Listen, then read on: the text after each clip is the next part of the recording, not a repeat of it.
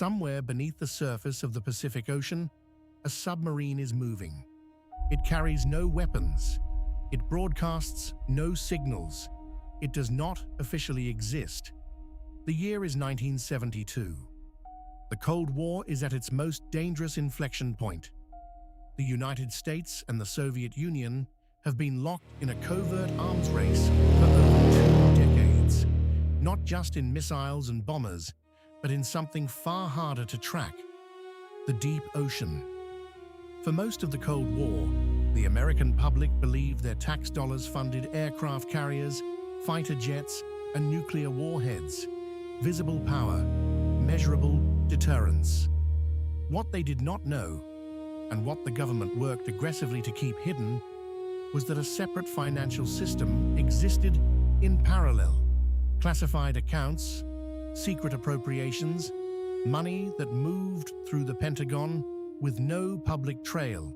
It was called the Black Budget. In the late 1950s, defense officials identified a critical vulnerability. Soviet military communications, including nuclear command and control, were being routed through undersea cables. Physical cables running along the ocean floor, thousands of miles from American shores. If those cables could be accessed, the intelligence value would be immeasurable.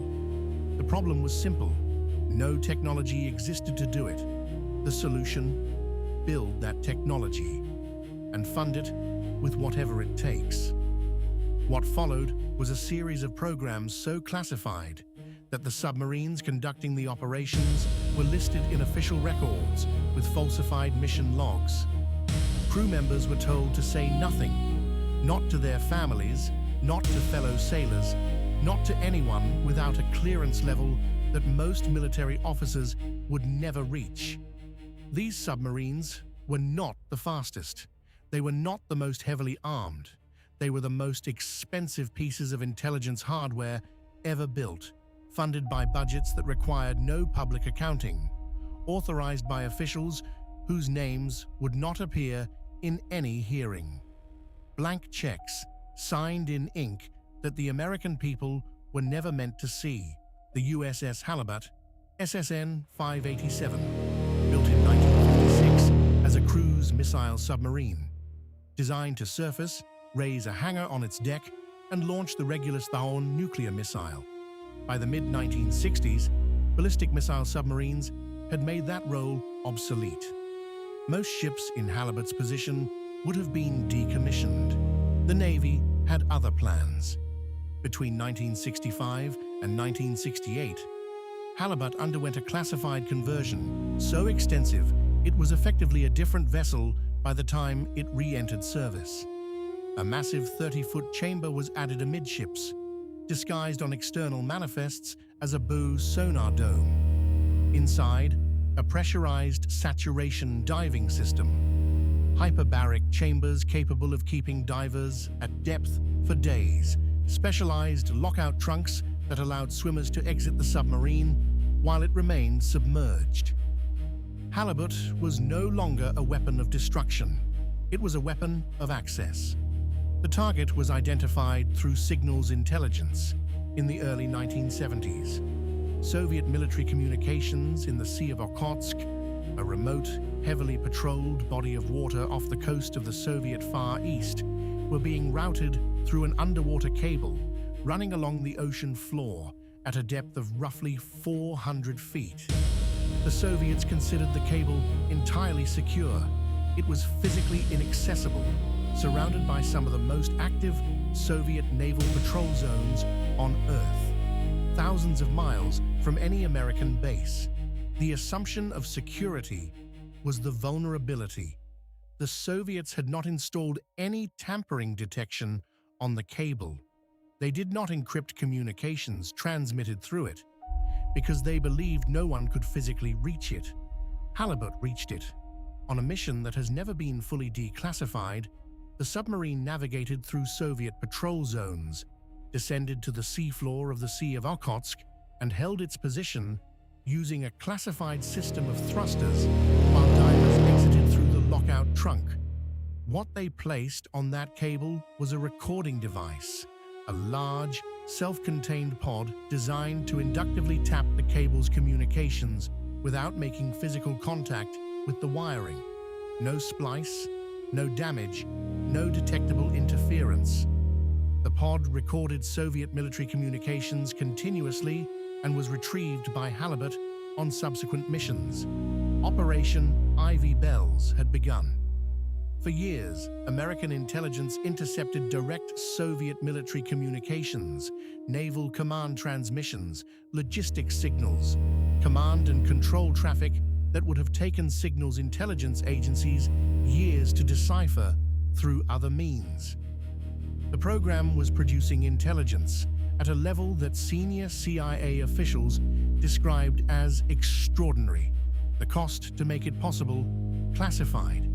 The budgetary authority that funded it, routed through accounts. The Senate Armed Services Committee was not briefed on until years after the fact. The operation ended in 1981, not because the Soviets found the device through their own intelligence, because a former NSA analyst named Ronald Pelton walked into the Soviet embassy in Washington and sold the program for $40,000. Within months, Soviet naval vessels had located the recording pod in the Sea of Okhotsk. They recovered it intact. The operation was over. Halibut's contribution and the intelligence it gathered remained classified for over 2 decades. The USS Parche, SSN 683, a Sturgeon-class attack submarine commissioned in 1974. On paper, an unremarkable vessel in a class of 37 identical ships. In reality, the most heavily decorated submarine in the history of the United States Navy. Parche earned 9 Presidential Unit citations over the course of its operational life. That number is not a rounding error. The average U.S. Navy surface vessel earns 0. The most decorated surface ships in World War II earned 2 or 3.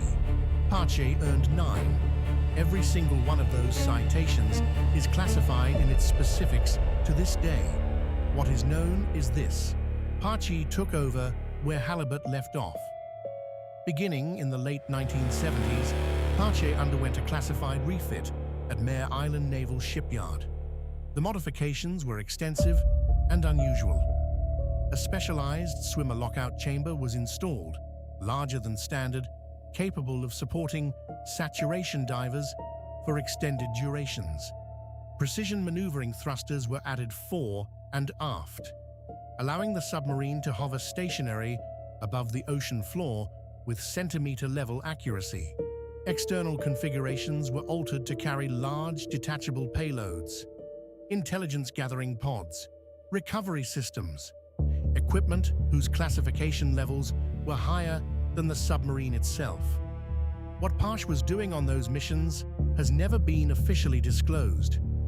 Former crew members, operating under lifetime non-disclosure agreements, have confirmed only the broadest contours: cable tapping operations in Soviet territorial waters, recovery of sensitive Soviet military hardware from the ocean floor, interception missions in some of the most heavily patrolled waters on Earth.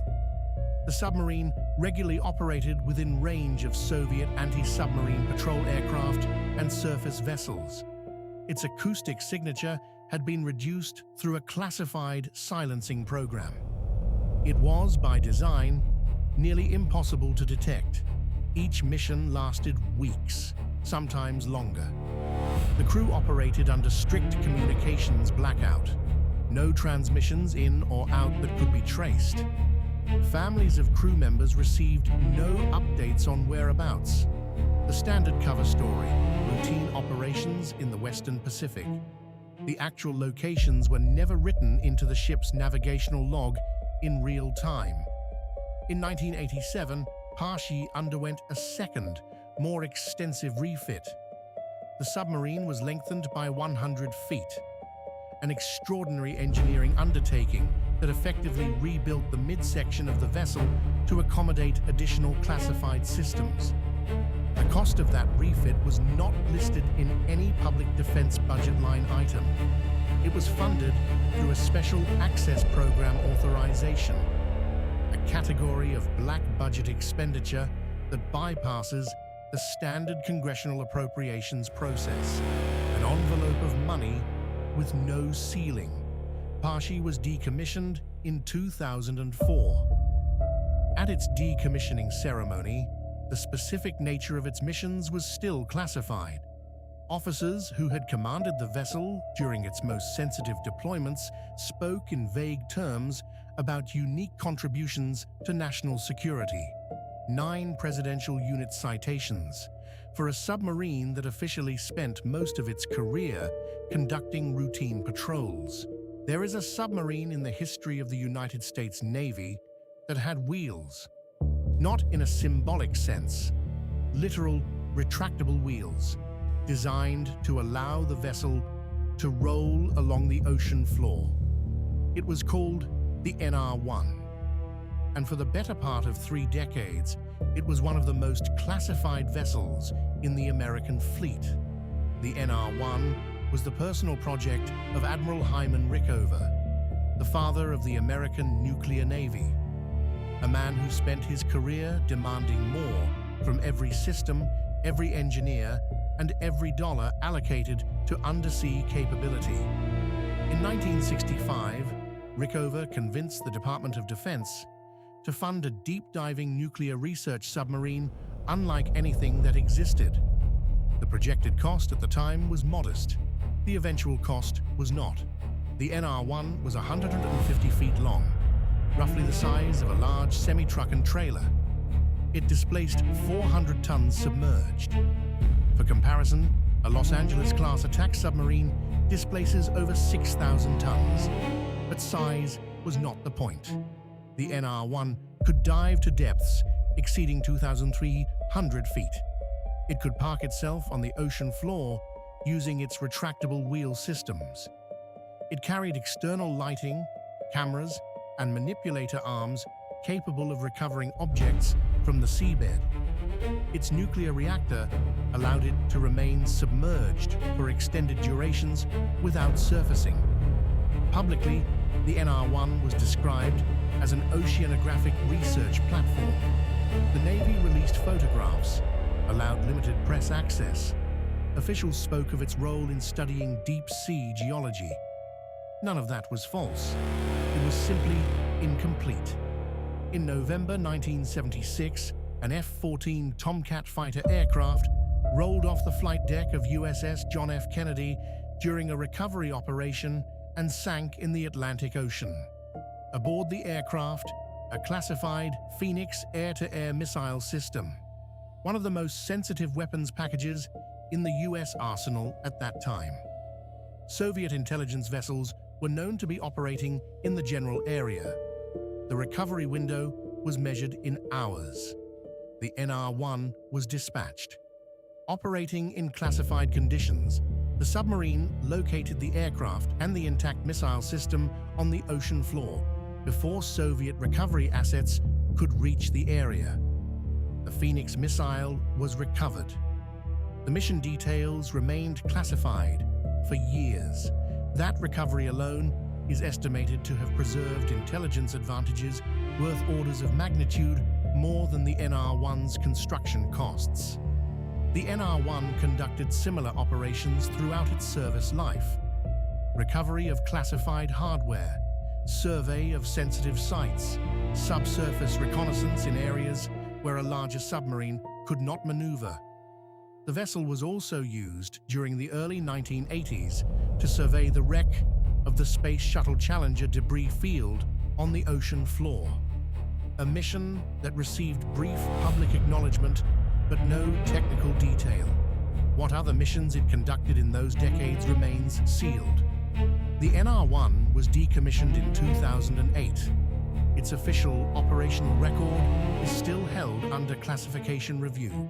On March 8, 1968, a Soviet Gulf II-class ballistic missile submarine, designated K-129, failed to report for its scheduled communication check. The Soviet Navy initiated search operations. they found nothing. The K-129 had sunk approximately 1,560 miles northwest of Hawaii in water nearly 3 miles deep. The cause of the sinking has never been definitively established. What the United States knew, through its classified SOSUS underwater acoustic surveillance network, was precisely where the submarine had come to rest. 16,500 feet below the surface, on the floor of the Pacific Ocean. Inside the K-129 were 3 nuclear-armed ballistic missiles, classified cryptographic equipment, code books, and an intact Soviet nuclear warhead design. The CIA assessed the intelligence value of the wreck as incalculable. The only question was whether it could be physically recovered.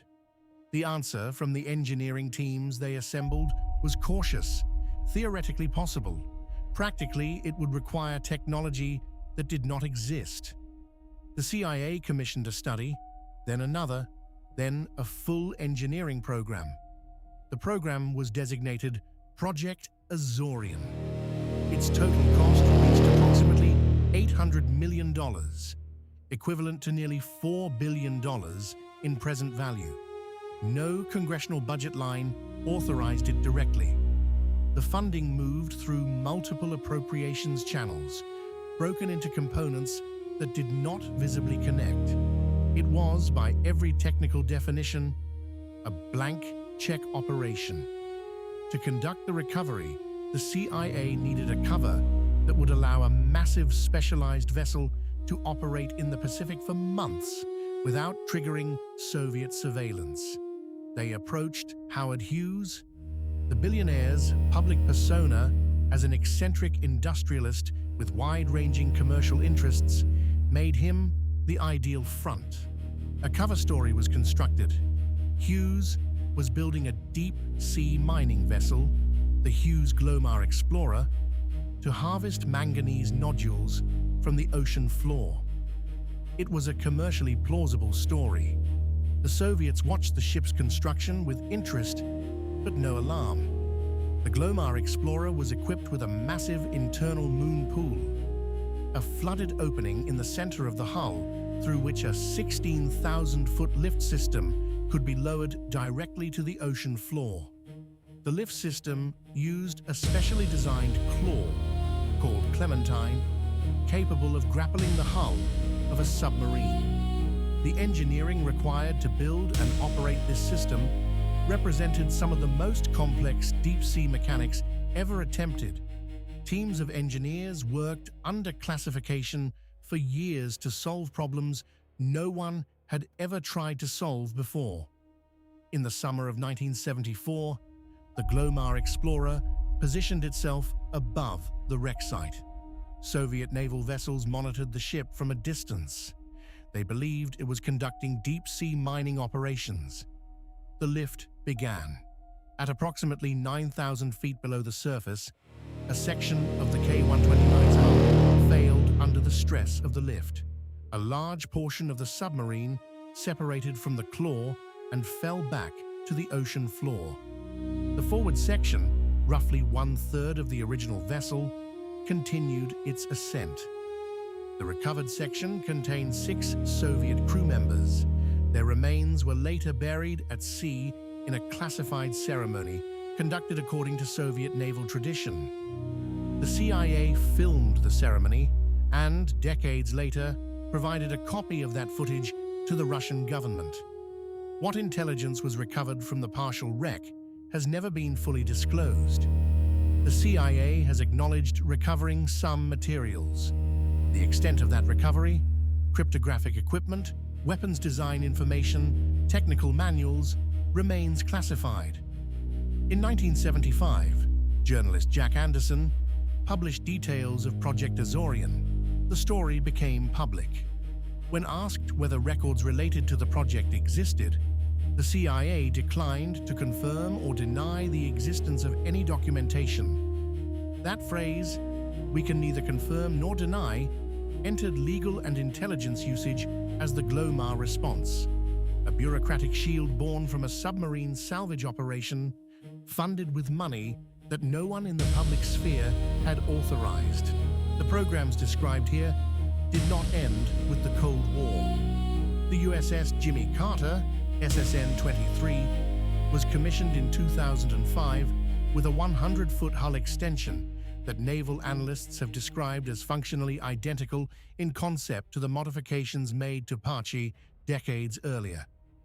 Its specific mission profile remains classified. What these programs represent is not simply a history of Cold War espionage.